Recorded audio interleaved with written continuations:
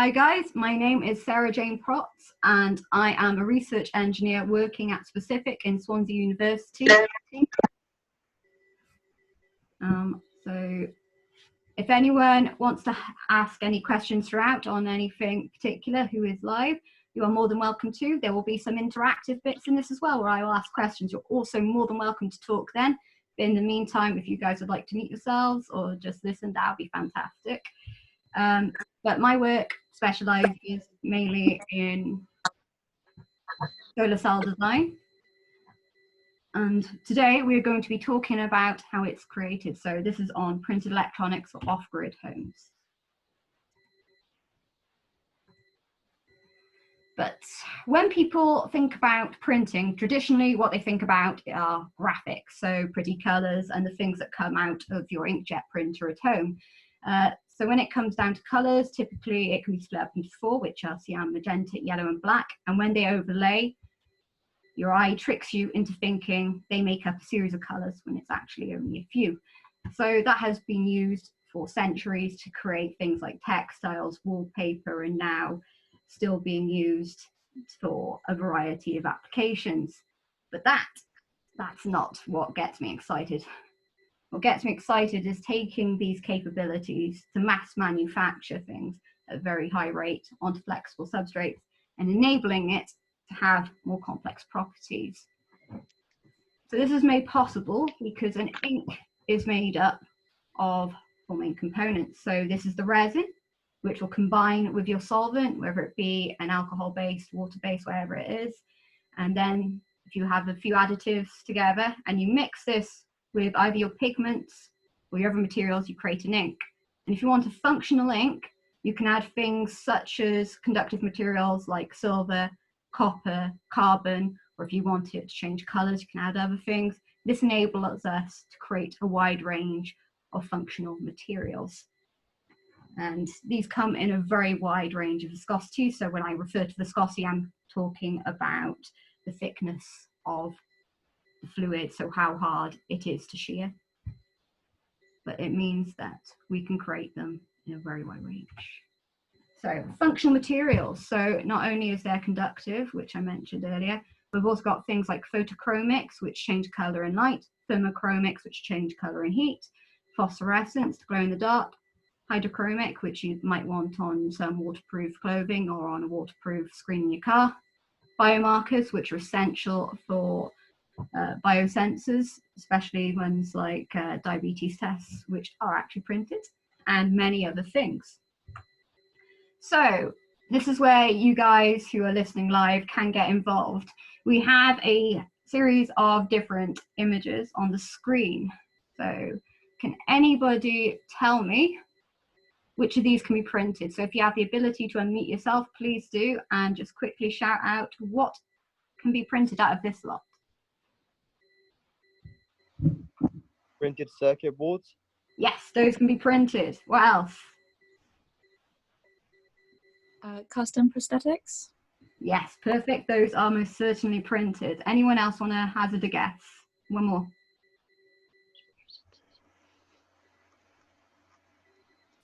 Anyone? No, that's more than fine. Okay. So straight off the top, these four things can be printed exactly how they are. So glucose monitoring biosensors, those are actually screen printed, which we'll go over later. So flexible mobile phones, these are made of OLEDs. These are most certainly printed. Custom prosthetics, those can be printed using 3D printing techniques. And also curved televisions, those are also OLED. However, it was a trick question. All of them can be printed. So in the case of batteries, those can also be screen printed to make them flexible, thin, and easier to use. Those are currently being developed. Antennas can also be printed, such as radio frequency ID tags, which if you have some clothing from places like Decathlon, if you have a look at your tag, you will be able to see that they have that embedded in them. And therefore, they can be printed. Heaters, this one might have been given away earlier when I was chatting to you guys. Those can also be printed, and I will show you a demonstration of one later. And pressure sensors, those can also be printed. So all of these things have the ability to be printed, mass manufactured, and made thin and flexible where needed. However, all of these things can't be done on a single press, so there are a variety of printing presses available. These include flexography, which for anyone who's used stamps or done potato printing when they were younger, it's basically that principle. So the ink transfers from the feed to this analog roll, which is a roll with lots of tiny little holes in it, which have been engraved. These transfer to a 3D plate, which is like a stamp except on a roller, which will then transfer the ink onto the substrate and on. Another one is aerosol. So some of you guys may have used aerosol cans to do spray painting. This is a far more complex version of that, which can be used to print very fine, very conductive features. Inkjet. So obviously a lot of you will know inkjet. That is something you may have currently sitting in your house and printing off your homework, but it is also used in mass manufacture of a variety of things, including magazines. Gravure. So gravure is one of the more expensive of the presses. So this one, like your analog roll here, is covered in lots of tiny little holes, but these perfectly represent the image which is being printed and enable them to transfer directly onto the substrate. So these are used in things like glossy magazines, which provide a really nice high quality image. So if you have things like National Geographic, that's probably done using gravure. Then you have offset lithography, which uses a combination of water and ink, with the water repelling the ink to enable a pattern to be deposited. But the one we're going to discuss more today is my personal favorite, because I spent 4 years of my life slaving over understanding this.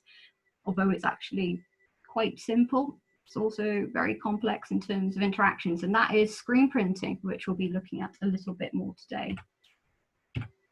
So what is screen printing? Screen printing is a flexible process used for a wide variety of industries. It is actually used to produce the majority of printed electronics today, over 90%, as it produces most of the glucose biosensors, other biosensors, things like heaters, and it's also being used in solar cells, as we'll go over later.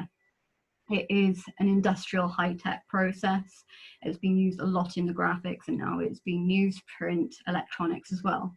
And in some cases, it is the only process available to print some of these inks, as inks containing very large particles, such as big chunks of carbon. They are very viscous because they have the big particles interacting with each other. They're actually really hard to stir, and they are very, very, very viscous. And this means that it requires a press which is capable of printing something that thick, and screen printing is the answer. So how does this work? So you have a little diagram here. And if I stop sharing for a sec, I can give you a basic demonstration before I show you the other clips. So here is my screen. I will explain in a little bit what it is made up of. And if I tilt the camera down, you'll be able to see that if we were to have a substrate, such as one of my coasters, go in the middle, we're able to then levitate our screen above, not levitate, but prop it above at a set gap. And then you'll have a squeegee, which I'll describe a bit more in a sec, which will force your ink, which you can place here, down and onto your substrate as you force it down and go across. But more on that later. So if we go back to our presentation.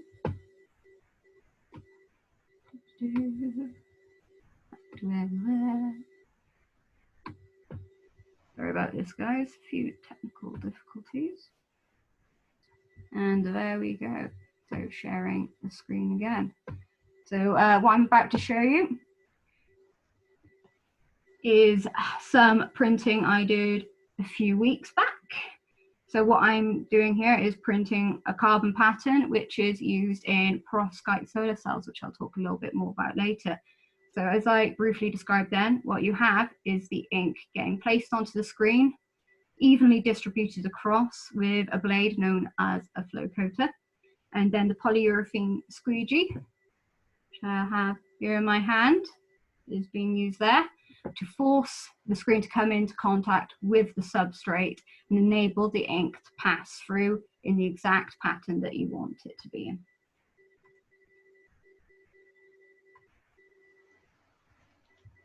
So the issue with screen printing, which I found out, is that it has a lot of parameters. So you have your squeegee, which can come in a variety of types, hardnesses. You have your screens, all of which have different hole sizes. So the size of the hole will determine how much ink flows through, the thickness of the ink that can flow through, and the pattern type. All of these things can change. The ink type, it can be a variety of viscosity, so a variety of thicknesses. So some of them will be very thin and run like water, whereas others will be thick and a bit like a really, really thick honey. So it can be just about anything. This gap between the substrate and your screen, that will also change. All of these things are a pain in the butt, but you don't have to worry about that. That's my job. So going over the screen. So the screen I just showed you is made up of a stencil, which is on top of a polyester woven mesh or stainless steel, but I can't afford one of those, so I'm just showing you the polyester one today. It is very finely woven, a bit like a blanket. And then to determine what can and cannot pass through this mesh, you have an emulsion-based stencil on top, which is then cured, dried, and then the wet rest washed off as shown in the diagram here. And altogether, this enables us to only deposit the exact pattern we want. But some of you may think, how is this different from me getting a laser cut stencil and just coating it on? The reason being is you try doing some letters, preferably like an O, which are unconnected. It's very hard. This enables you to have far more control. It enables you to do complex patterns, and the woven mesh means it all stays in contact together, and you get the exact thickness of the ink deposited you want. So there's a lot of things you can change to control exactly how it goes down, which makes it a really cool process, in my opinion. And the other thing, my favorite thing actually, is the squeegee. So what I have here are two squeegees in my hand, which are demonstrated on the screen as well. These are blade squeegees, as demonstrated. They're also diamond-shaped squeegees, which go only at 45 degrees to the mesh. So there are a lot of different things we can do with these squeegees. They come in different hardnesses, which means that they will flex differently, allowing different amounts of ink in. And the harder the squeegee, so this one's quite rigid, I'm holding in my hand right now. A harder squeegee will have more interaction between the substrate and the mesh, and this means typically less ink is deposited, which enables us to get really nice, crisp, fine features. But if we want a nice thick deposit, you can go for something a little bit more flexible, like this one currently being played with in my hand. And this means that when it flexes, it will allow more ink to pass through. So there are lots of designs to choose from, all of which have an impact on the quality of your print, and all chosen according to what you want to make.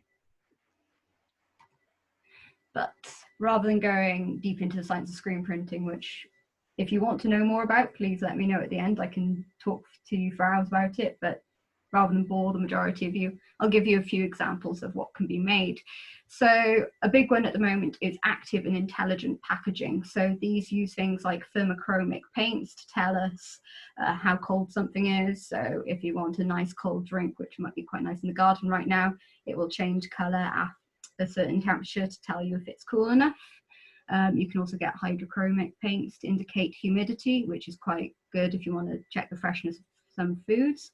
And you also have electroluminescence displays, which make really pretty fancy light shows for your packaging. So all of these things are actually really useful. And as you can see with the thermochromic chips on here, you're actually able to tell how cold the packaging is.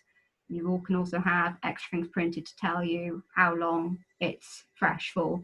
So you're not just going on the sell-by date, but you also have a bit more feedback to know, is this thing going to give me food poisoning? Yes or no. And so it's actually really useful. But the prettiest stuff are electroluminescent. Sadly, I don't have any to hand right now, which is probably best as it requires a very high voltage, which I don't want to play with live. But this enables us to have really nice, eye-catchy, flexible, very bright luminescent displays. So you may recognize some of these from watches. So these are using old watches, some old car displays, but also have a lot of uses today. These are also screen printed. But what you're here to learn about. So my current work looks at producing printed electronics for off-grid homes. I work for Specific, whose main goal is to produce buildings as power stations. So the house you see in front of you here, this actually exists in Bridgend right now as a part of a new social housing scheme. Hopefully they will have someone living in very soon. These have flexible solar power panels on the roof. They have a big battery out in the back garden and have a lot of other cool tech going into them. So at Specific, we do research into things to enable this. So my main work looks at producing perovskite-based solar cells and resistive heaters, which can be used as a new form of underfloor heating. So if we go a little bit more into detail. So what are perovskite solar cells, for those of you who don't know? So perovskite is a relatively new version of solar cells, which are better efficiency in our delightful British weather. Yes, we're not sarcastic, but it's more efficient in lower light levels. It's not perfectly stable yet, but my job is to try and scale them up and get them into manufacture, and they can be really useful to us as we are all looking to try and decarbonize at the moment. So how are these things made? So three of the layers and an extra layer if you want it thicker are screen printed. These include your titania layer, your zirconia layer, and my favorite one, the carbon layer on top. And all of these things together enable us to produce a very thin and potentially flexible, if you print it onto the right stuff, solar cell, with research being done into how to make them transparent as well. So really great stuff. But my favorite run, which I can demonstrate to you in a bit, are resistive heaters. So these can be fully screen printed and are actually rather straightforward to create. So in this you have a carbon and silver layer, and these could be used in floor tiles, in clothing, in automotive parts. So if you want a nice warm back, then you can get them printed on the back of your seats. And unlike typical cabling, which you might have for heating, these can be used to produce different areas. So you can have the pattern designed so it heats up exactly where you want it, and you have the full area heating you rather than just a single line of wire. And they have a lot more applications.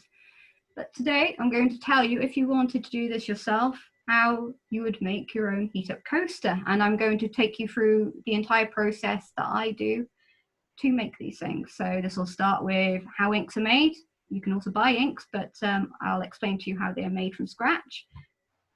How you screen print the carbon layer, and then how you do the silver layer, go for each step, then how you connect this to a power supply, and then hopefully we'll be generating heat, and I'll be showing you that live as my little demo. So first things first, how do we make the ink? So what you need to do is you need to take your polymer granules, so your resin, and combine that with your solvent, whether it's water or alcohol based. And what I usually do is put it in a big flask, combine them all together, put them on a nice hot plate. So this particular one needs to be heated to 70 degrees. Then we have a big overhead stirrer with a blade at the bottom going round and round and round for around an hour until it was all nicely dissolved into the solvent, creating a nice resin base. After that, to make our ink, we can then add our functional materials or our color granules or whatever it is you want as your main particle. So in this case, it would either be silver or carbon, but normally in the case of the ones I get, they are usually agglomerating, so all sticking together, which would make a really horrible clumpy ink, and that's not very good when you want a good performance. So these would then be milled. In this case, it would go through a triple roll mill to make these particles get finer and finer and more evenly distributed in the ink. So you can see one of my examples here of my rather grainy carbon ink going through then coming through these rollers and coming out at the end. Admittedly, it doesn't look that great coming out, which is why it then needs a final stir to improve its consistency, and voila, you have ink.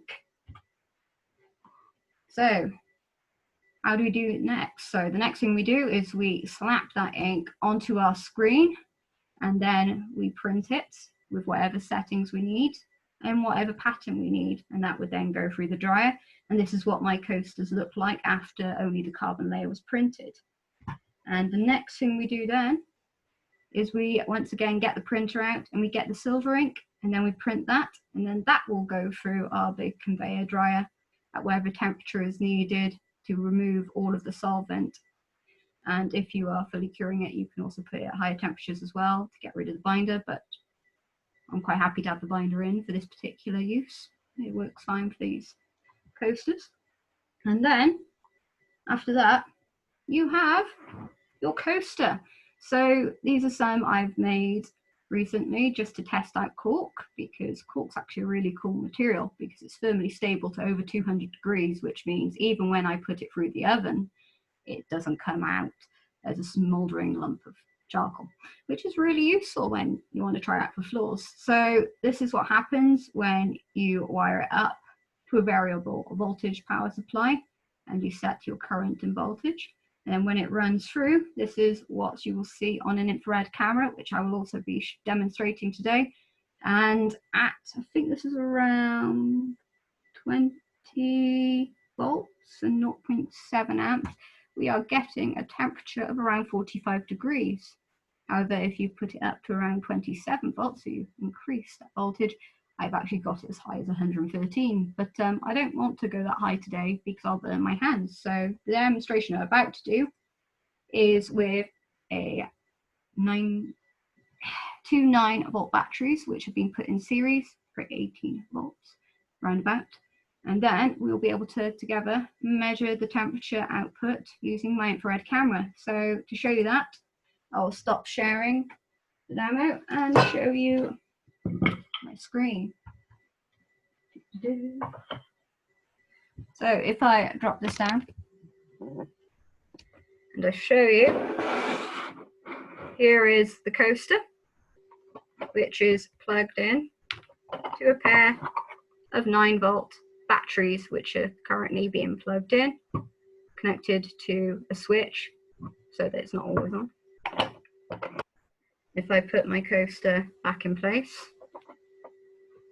and I plug it in with your negative side and positive side, we can then run through it.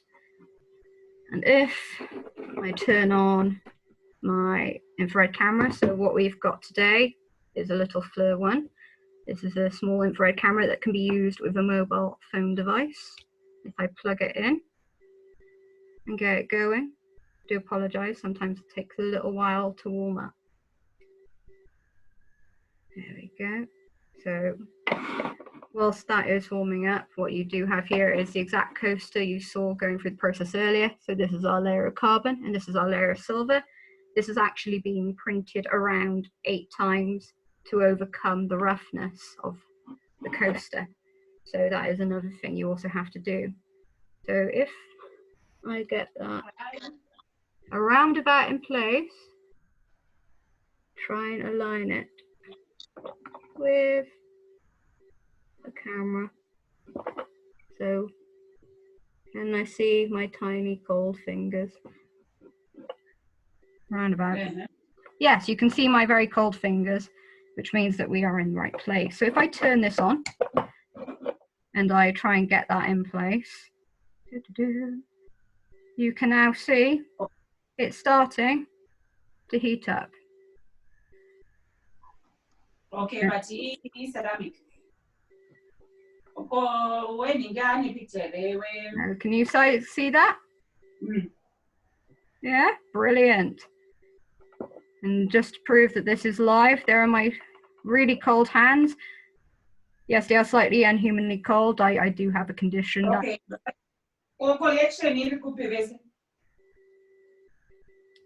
Cool, so I hope like that. I'll turn that off now.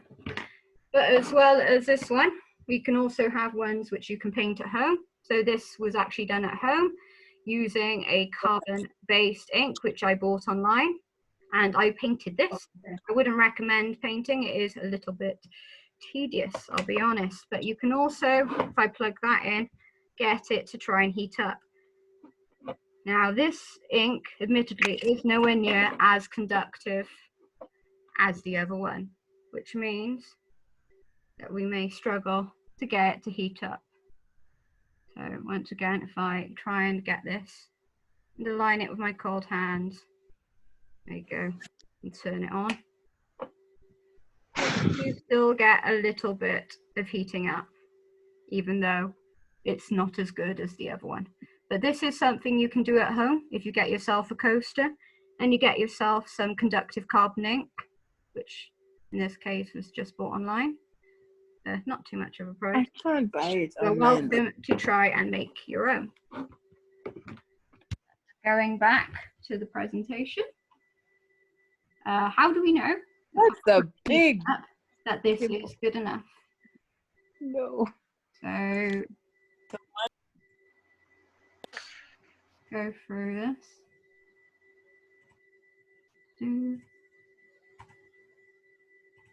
I hope.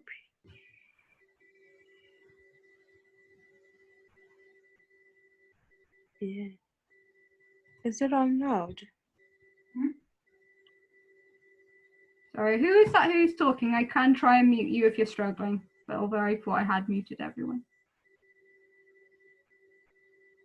Okay, phantom. Fair enough, we have ghosts. But what we can do is check for print consistency. So we can do this using a few things. So a good print quality is normally nice and continuous without lots of holes in it and lots of areas where it can short.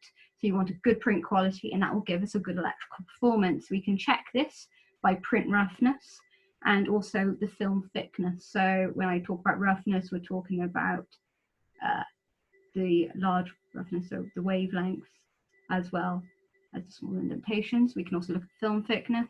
I'll tell you how we can measure that in a sec. We can also do electrical characterization. So in this case, you can use a multimeter or a source meter to check that, as well as looking at the microstructure to understand what our carbon flakes are actually doing. So let's go through that. So for roughness, we can use topographical measurements. So when I say that, I mean the form of your print. So something I use quite often is called white light interferometry. And the way that works is we have a white light source which goes through a beam splitter, will come down to your sample, and when it regroups with the other beam, will go off towards your camera. And the difference between the two will enable us to know how close or far away your sample is in all these different locations. So in this case, this is what a few printed lines look like, the very, very fine lines that I have done for other projects.